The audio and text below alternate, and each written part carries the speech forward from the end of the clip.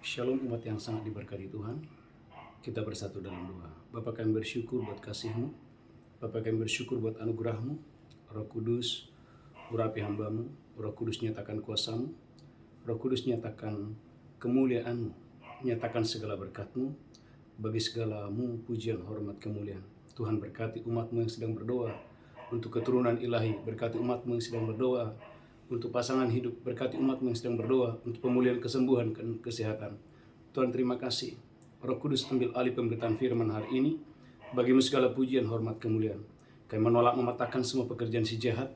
Kami hancurkan dalam nama Yesus. Kami berdoa roh Allah bekerja, malaikat-malaikat Tuhan bekerja dengan dahsyat dan luar biasa. Di dalam nama Yesus kami berdoa.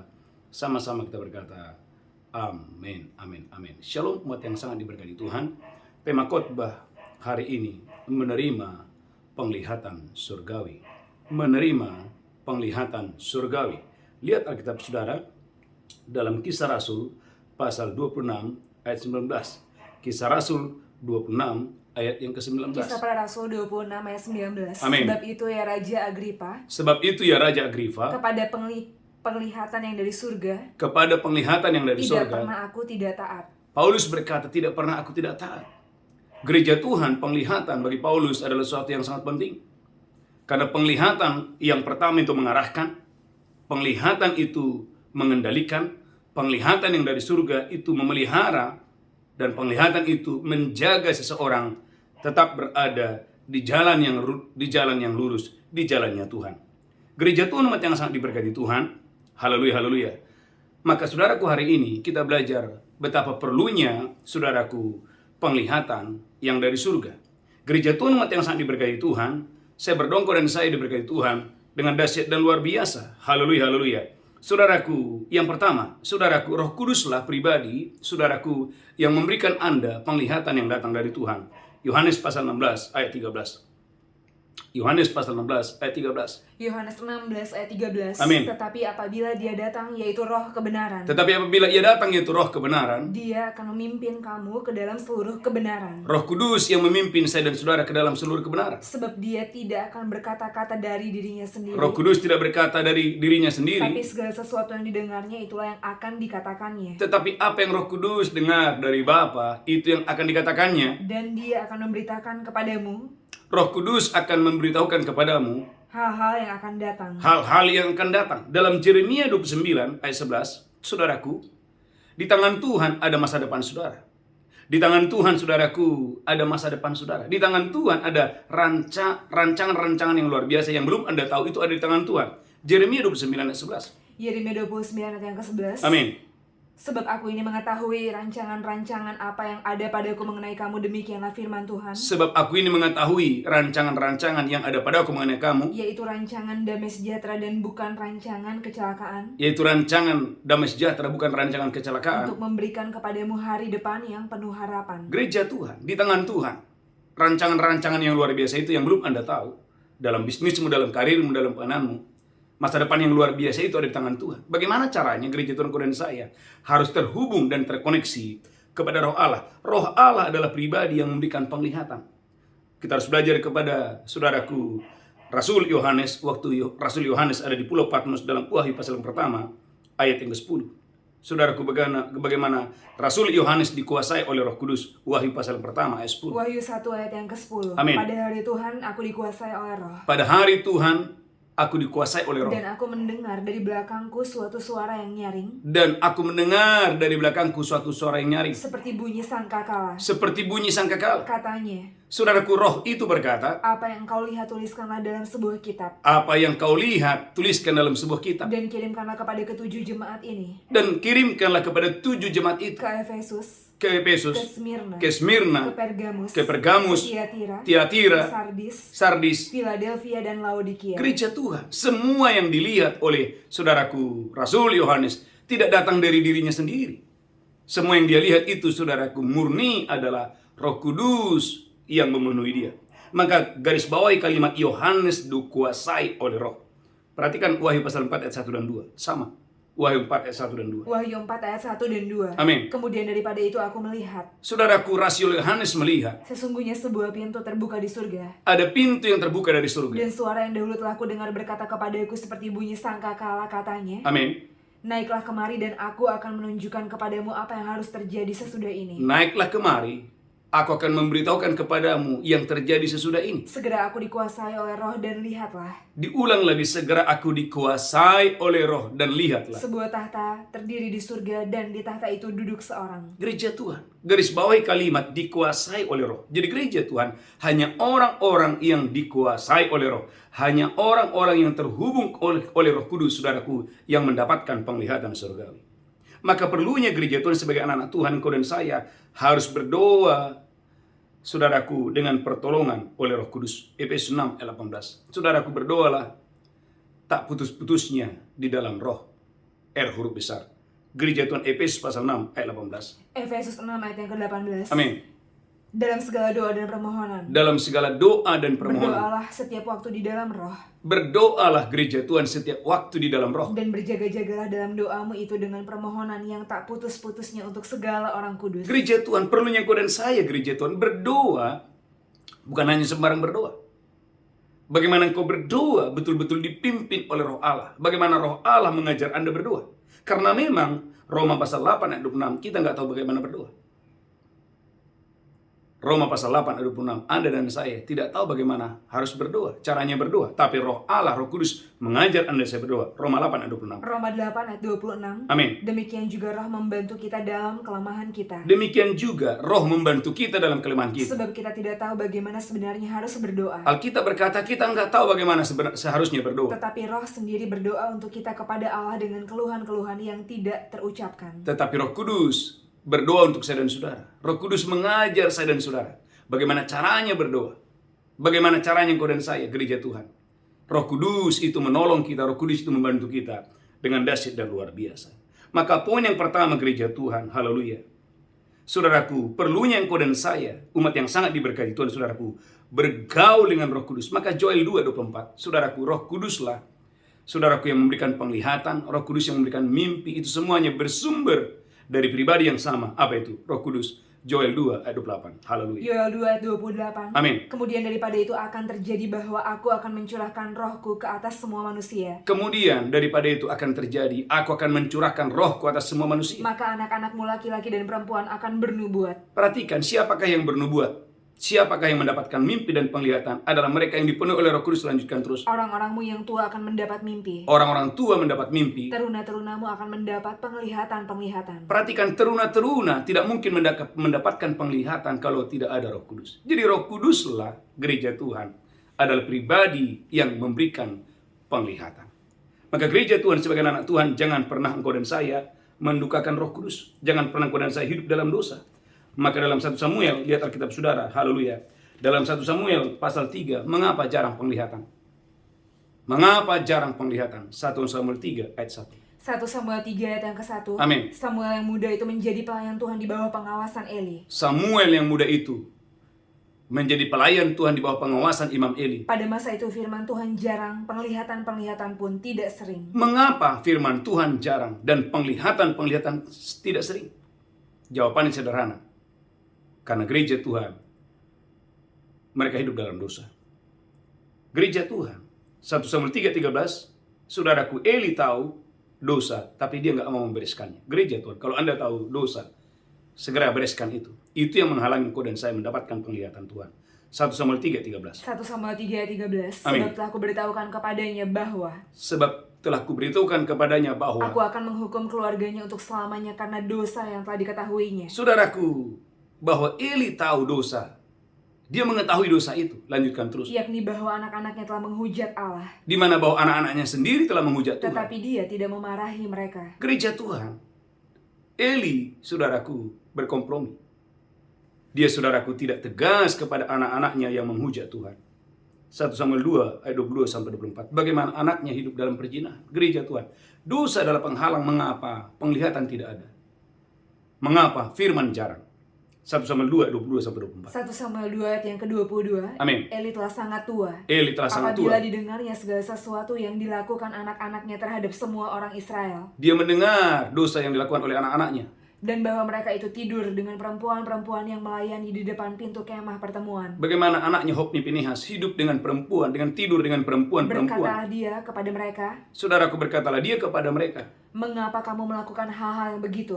mengapa kamu melakukan hal begitu? Sehingga ku dengar dari segenap bangsa ini tentang perbuatan-perbuatanmu yang jahat itu. Gereja Tuhan.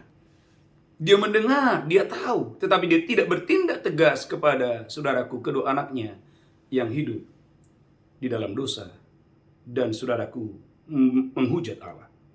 Maka saudaraku gereja Tuhan, 1 Samuel 2 ayat yang ke-11, bahwa Tuhan tidak memberikan penglihatan kepada orang-orang dursila.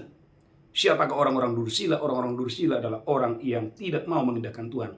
1 Samuel 2 ayat 11. 1 Samuel 2 ayat yang ke-11. Amin. Lalu pulanglah Elkana ke Rama, tetapi anak itu menjadi pelayan Tuhan Amin. di bawah pengawasan Imam Eli. Amin. Adapun anak-anak lelaki Eli adalah orang-orang dursila. Adapun anak lelaki daripada Eli adalah orang-orang dursila. Mereka tidak mengindahkan Tuhan.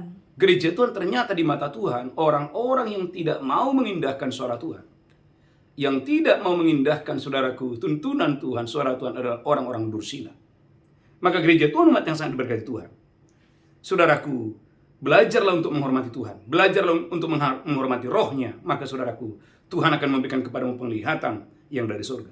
1 Samuel 2:30. Saudaraku, Eli tidak menghormati Tuhan. Hofni Pinehas, saudaraku, sudah tidak lagi menghormati Tuhan.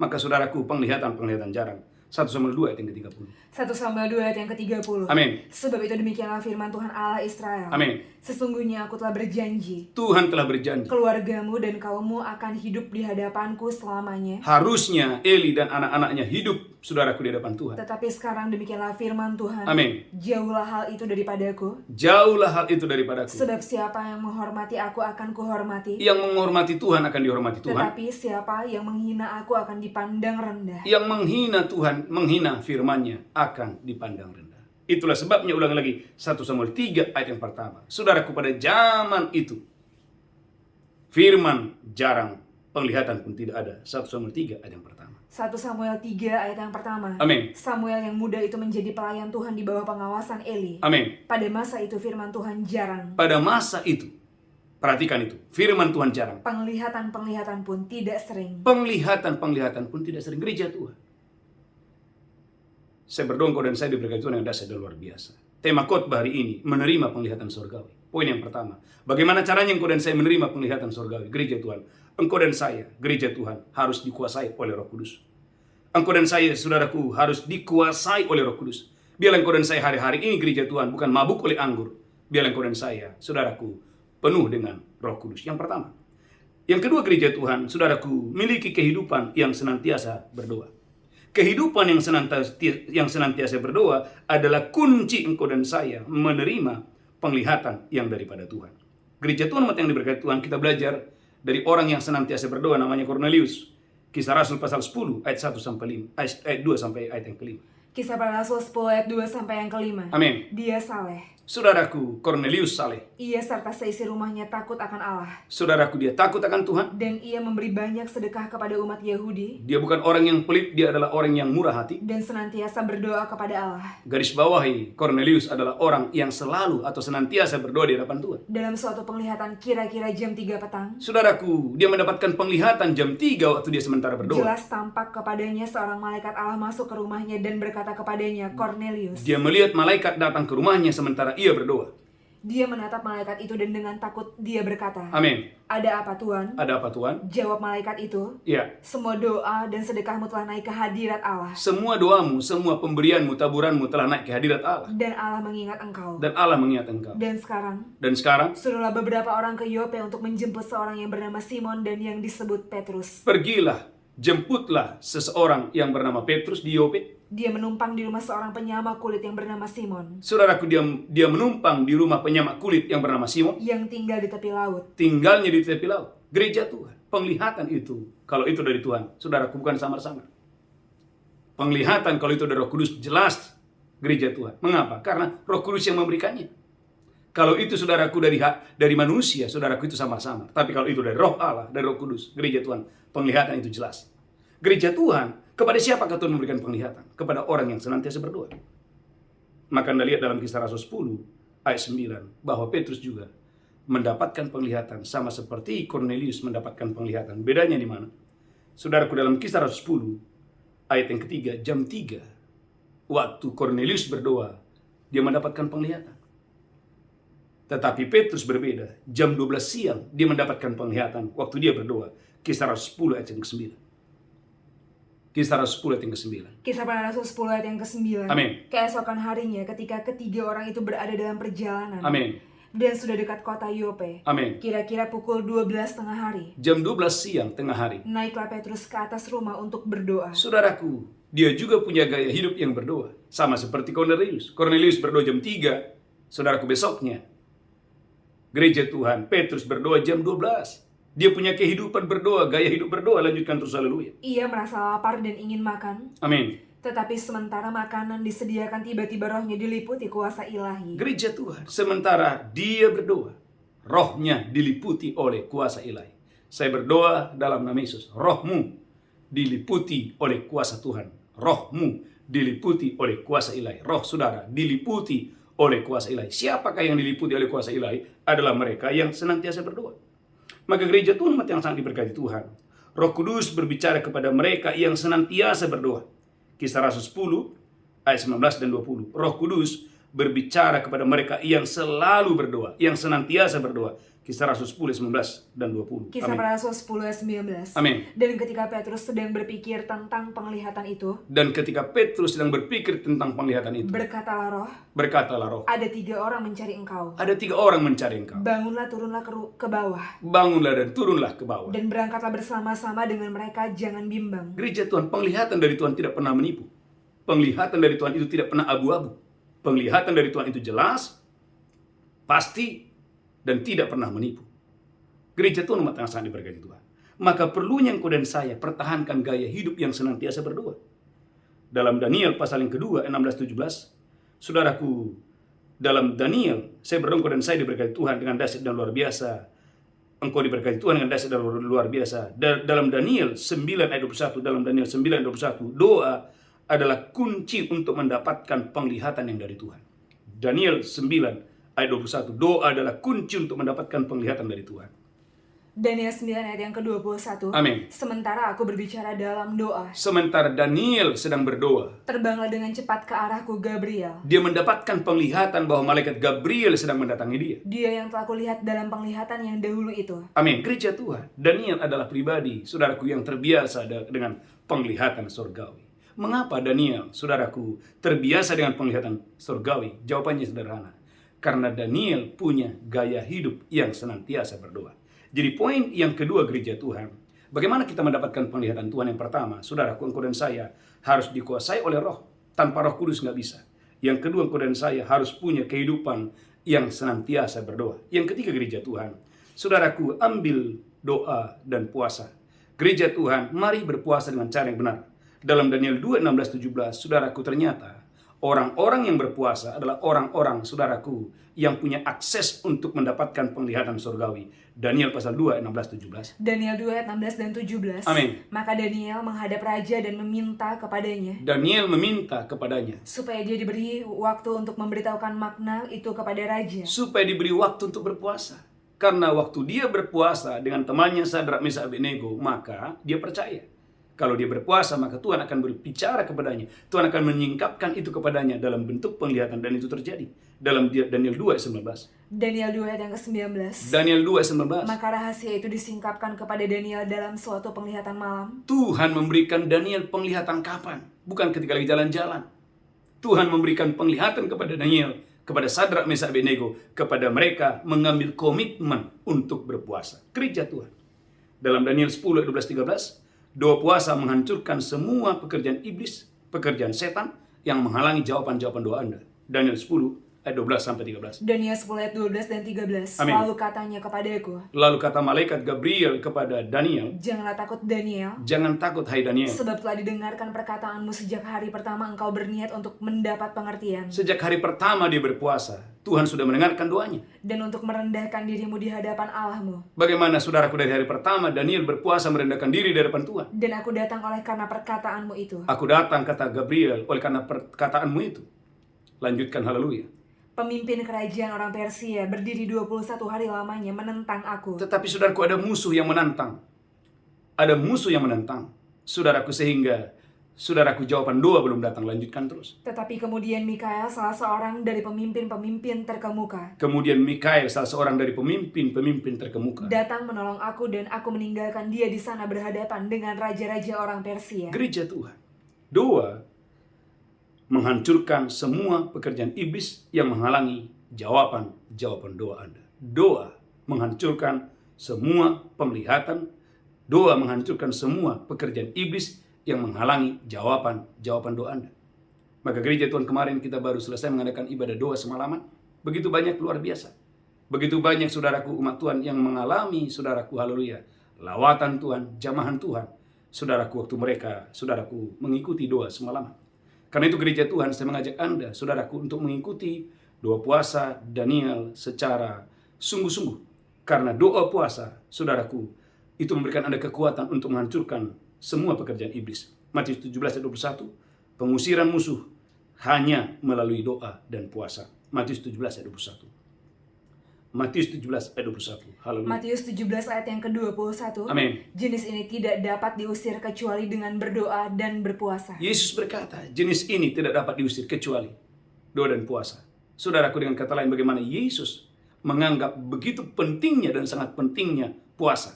Karena puasa, saudaraku, adalah akses untuk engkau dan saya mendapatkan penglihatan dari Tuhan. Mendapatkan tuntunan dari Tuhan. Dan saudaraku, waktu engkau dan saya berdoa, berpuasa, bagaimana puasa menghancurkan semua pekerjaan iblis yang menghalangi jawaban doa Anda. Yang ketiga, yang keempat, saudaraku, melalui mimpi.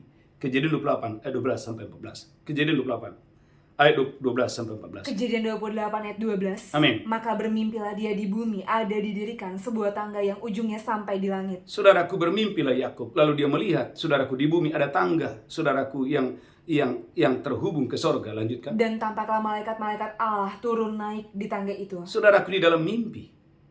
Di dalam mimpi, saudaraku, bagaimana, haleluya, bagaimana Yakub, saudaraku, melihat dalam penglihatan ada malaikat-malaikat, saudaraku, yang sedang turun naik dari sorga ke bumi. Lanjutkan terus, haleluya. Berdirilah Tuhan di sampingnya dan berfirman. Berdirilah Tuhan di samping Yakub dan berfirman. Akulah Tuhan Allah Abraham, nenekmu, dan Allah Ishak. Amin. Tanah tempat engkau berbaring itu akan kuberikan kepadamu dan kepada keturunanmu. Amin. Keturunanmu akan menjadi seperti debu tanah banyaknya. Amin. Dan engkau akan mengembang ke sebelah timur, barat, utara, dan selatan. Gereja Tuhan, penglihatan itu Yakub alami. Saudaraku, dia belum punya apa-apa. Alkitab berkata, saudaraku, dia baru keluar dari rumah orang tuanya. Tapi 20 tahun setelah itu, Alkitab berkata bahwa Yakub berkata, dulu aku keluar dari rumah orang tuaku hanya membawa tongkat di tanganku. Tapi hari ini setelah 20 tahun, saudaraku, Tuhan memberkati dia dengan dua kawanan, dua pasukan yang sangat besar. Gereja Tuhan, jangan anggap enteng, saudaraku, penglihatan. Penglihatan belum terjadi, tetapi kalau engkau dan saya percaya, kalau itu dari Tuhan, itu akan segera terjadi dan tidak akan pernah menipu. Saudaraku, dalam Kejadian 37 ayat 7, saudaraku, sebelum Yusuf menjadi, saudaraku, nomor 2 di Mesir, diawali dengan mimpi. Kejadian 37 ayat yang ke-7. Kejadian 37 ayat yang ke-7. Amin. Tampak kita sedang di ladang mengikat berkas-berkas gandum. Tampak kita sedang di ladang dan mengikat berkas-berkas Lalu gandum. bangkitlah berkasku dan tegak berdiri. Dan bangkitlah berkasku dan tegak berdiri. Kemudian datanglah berkas-berkas kamu sekalian mengelilingi dan sujud menyembah kepada berkasku itu. Gereja Tuhan, mungkin saudara-saudaraku, haleluya, mungkin saudara Yusuf menganggap bahwa apa itu mimpi? Apa itu penglihatan? Gereja Tuhan, jangan anggap enteng. Saudaraku, belum terjadi, tapi itu akan terjadi. Kejadian 37 ayat yang ke-9. Diulang lagi. Ini mimpi yang kedua. Haleluya. Kejadian 37 ayat yang ke-9. Amin. Lalu dia memimpikan pula mimpi yang lain yang diceritakannya kepada saudara-saudaranya, katanya. Amin. Aku bermimpi pula. Aku bermimpi pula. Tampak matahari, bulan, dan 11 bintang sujud menyembah kepadaku. Tampak matahari, bulan, dan 11 bintang. Ini menggambarkan orang tuanya dan saudara-saudaranya akan sujud menyembah. Gereja Tuhan hanya sekedar mimpi. Tetapi kalau engkau dan saya, saudaraku, itu datang dari Tuhan, itu akan terjadi. 1 Raja-Raja 3 ayat yang ke-5. Bagaimana Salomo juga mendapatkan mimpi.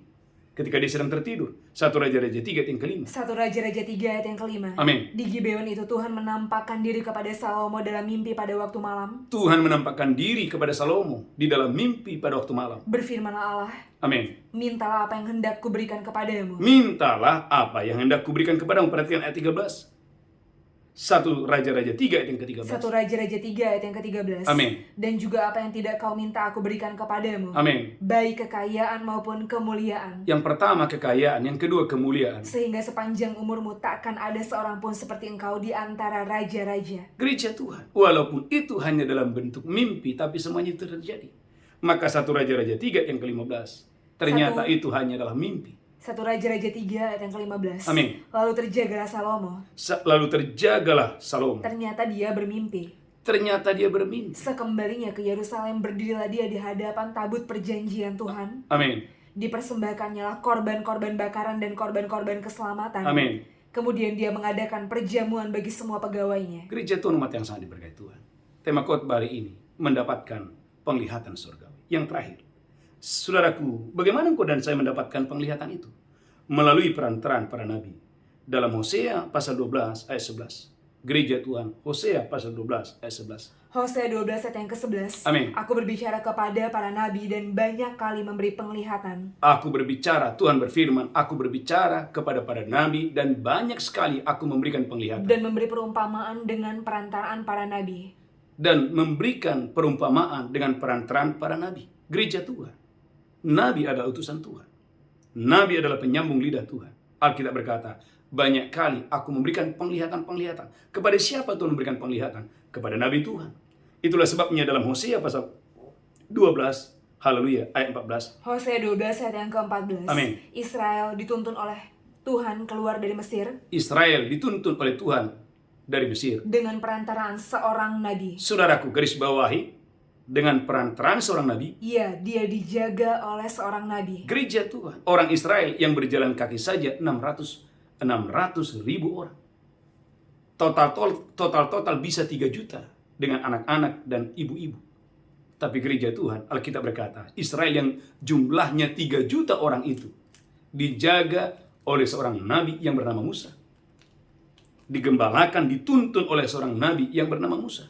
Maka gereja Tuhan dalam 2 Tawarik pasal 20 ayat 20. Jika engkau percaya kepada Tuhan dan menghormati nabi-nabinya, hidupmu pasti akan berhasil dengan dahsyat dan luar biasa. Amin. 2 Tawarik pasal 20 ayat 20. 2 Tawarik 20 ayat yang ke-20. Amin. Keesokan harinya pagi-pagi mereka maju menuju padang gurun Tekoa. Amin. Ketika mereka hendak berangkat, berdirilah Yosafat. Amin. Dan berkata, Amin. dengar hai Yehuda dan penduduk Yerusalem. Amin. Percayalah kepada Tuhan Allahmu. Raja berkata, percaya kepada Tuhan Allahmu. Dan kamu akan tetap teguh. Amin. Percayalah kepada nabi-nabinya. Percayalah kepada nabi-nabinya. Dan kamu akan berhasil. Saudaraku, yang berbicara ini bukan orang bodoh. Yang berbicara ini adalah Raja Yosafat. Raja Yosafat saja yakin kalau orang mempercayai Tuhan pasti berhasil. Dan orang percaya kepada nabi-nabinya pasti akan berhasil. Saudaraku, karena Nabi berbicara tentang krisis. Kisah Rasul 11 ayat 27-28. Saudaraku, Nabi dipilih oleh Tuhan untuk berbicara tentang adanya krisis. Tentang yang terjadi, akan apa yang terjadi di kemudian hari.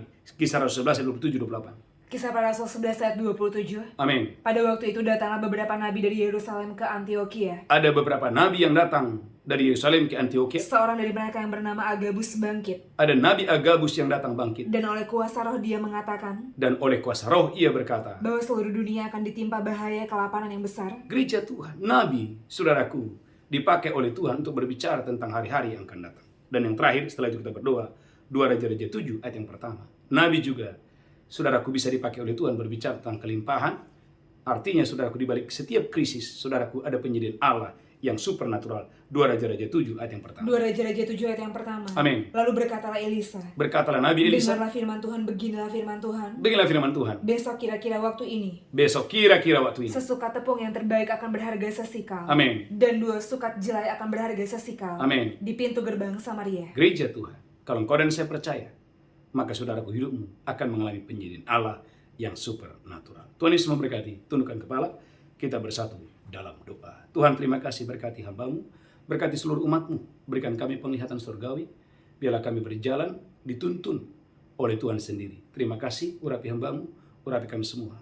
Dalam nama Yesus kami berdoa, sama-sama berkata, amin, amin. Bapak Ibu gereja Tuhan, mari angkat roti dan anggur, kita akan masuk dalam perjamuan kudus. Demikianlah Yesus mengambil roti, memecahkannya, berkata, inilah tubuhku diserahkan bagi kamu. Perbuat ini peringatan akan aku. Apakah engkau percaya? Roti ini persekutuan dengan tubuh Kristus, maka dengan iman dalam nama Yesus. Haleluya. Amin.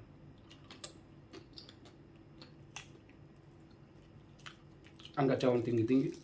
Demikian Yesus mengambil cawan dan berkata, darahku diperbuat bagi kamu. Perbuat ini peringatan akan aku. Apakah saudara percaya?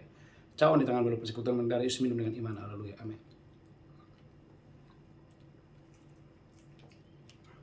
Mulai mengucap syukur, ucapkan syukur, ucapkan syukur. Terima kasih Tuhan. Oleh tubuh dan darahmu kami diselamatkan. Oleh tubuh dan darahmu dan oleh bilurmu kami disembuhkan.